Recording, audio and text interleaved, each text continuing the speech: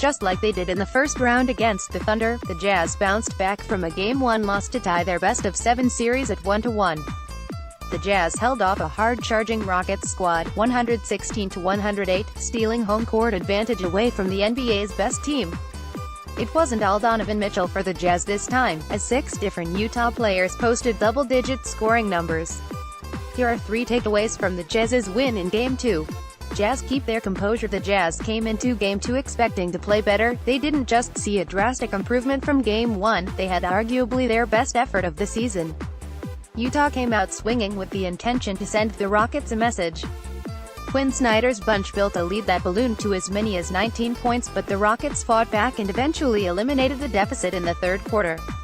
The Jazz had every opportunity to fold and let the Rockets take over the game, but they remained composed and relied on their defense to get a victory. Snyder should get a lot of credit for the adjustments he made not only before the contest, but his in-game tweaks as well. The Jazz were able to outplay the Rockets by going small with Dante Exum and Derek Favors, something not many would have seen coming before the series started. How about the Aussies? Joe Ingles was simply unbelievable in Game 2, going for a career-high 27 points, 7 for 9 from three-point range. Exum came off the bench and gave James Harden a tough time with his length and athleticism. Exum also added a bit of a scoring punch, finishing with 9 points, 4 rebounds and 1 nasty finish in transition. Mitchell turned into more of a facilitator in Game 2 with Ricky Rubio still out of the lineup, but if the Jazz don't get the effort they do out of Ingles and Exum, Utah wouldn't be leaving Houston with home court advantage. Whereas Chris Paul had 23 points, 5 rebounds, 3 assists and was a -3 in 35 minutes on Wednesday night. While those numbers don't look terrible, his impact on the game was almost non-existent.